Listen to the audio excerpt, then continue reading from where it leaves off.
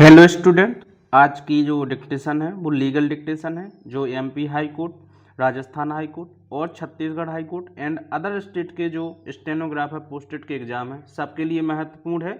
80 शब्द प्रति मिनट की स्पीड से डिक्टेशन बोली जा रही है। इसमें 400 वर्ड्स है। डिक्टेशन 5 सेकंड में शुरू होगी। 5, 4, 3, 2, 1 स्टार्ट। महोदय, अपीलार्थी की ओर से विद्वान अधिवक्ता ने यह तर्क किया है कि साक्षीगण के कथनों में विरोधाभास है।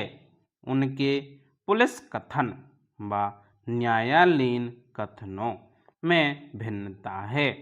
अभियोजन की ओर से आहत साक्षी को परीक्षित नहीं कराया गया है और जो चक्षुदर्शी साक्षी प्रस्तुत किए गए हैं उनके द्वारा पुलिस को कोई कथन नहीं दिए गए हैं।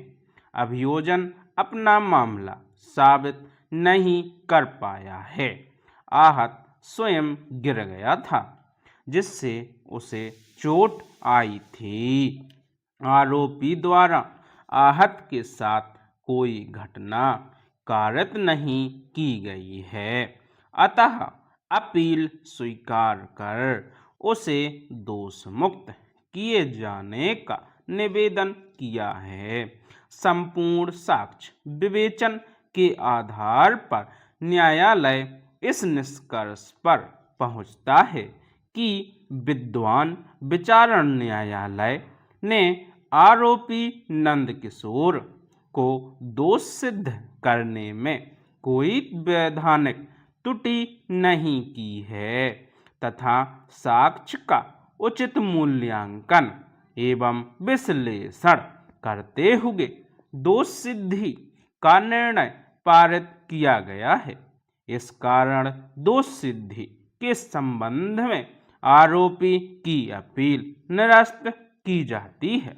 दंड के प्रश्न पर विचार किया गया। अपीलार्थी की ओर से यह तर्क किया गया कि आरोपी वर्ष 2021 से विचारण का सामना कर रहा है। उसका प्रथम अपराध है पूर्वतन दोष सिद्धि या पूर्ववर्ती आपराधिक चरित्र नहीं है, पूर्व परिचित है तथा उसका अपराध करने का कोई प्रयोजन नहीं था। घटना आवेश में घटित हुई है। यह भी तर्क किया गया है कि आरोपी गरीब व्यक्ति होकर मजदूरी कर अपने परिवार का पालन पोषण करता है। उस पर पारिवारिक उत्तरदायित्व भी है। यह उसका प्रथम अपराध है। आहत को एक गंभीर स्वरूप की चोट पहुंची है। प्रकरण के समस्त तथ्यों और परिस्थितियों और विशेषकर आरोपी की अवस्था एवं भविष्य में सुधार के दृष्टिकोण को देखते हुए लंबी अवधि के कारावास के दंड से दंडित किया जाना आवश्यक और न्यायोचित नहीं है।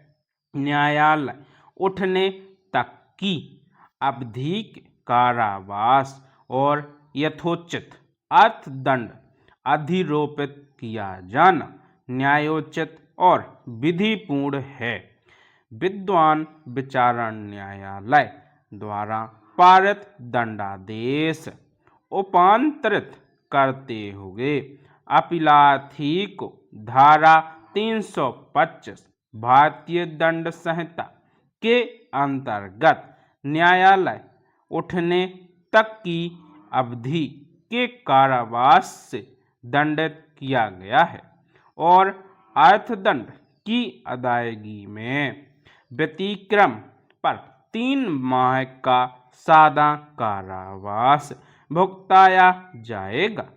अपीलार्थी आरोपी द्वारा उपरोक्त अर्थदंड की राशि इस निर्णय से 7 दिवस की अवधि के भीतर विचारण न्यायालय में जमा कराई जावे। निर्णयानुसार विहित अवधि में अर्थदंड राशि अदा नहीं करने पर विचारण न्यायालय अर्थदंड के एवज में व्यतिक्रम में दिए गए कारावास का दंड भुगताए जाने की कार्यवाही करेगा। स्टूडेंट, यह डिक्टेशन कंप्लीट हो गई है। आप अब तुरंत इस अपनी जो लिखी है स्टेनो में उसको आप पढ़ें, फिर उसका हिंदी ट्रांसलेट करें। इसके बाद मेरे टेलीग्राम चैनल पर जाएं और इसकी पीडीएफ से अपना मैटर चेक करें। यदि आपकी इस लीगल डिक्टेशन में बहुत सारी गलती निकलती हैं तो इसकी आउटलाइन की बार बार प्रैक्टिस करें और फिर इसी डिक्टेशन को लिखें। जब तक आपकी ना आ जाए तब तक इसको लिखते रहें। यही मूल मंत्र है फ्रेंड्स सफलता का स्टेनो में। बार बार प्रैक्टिस करते रहें। चलिए मिलते हैं नेक्स्ट क्लास में।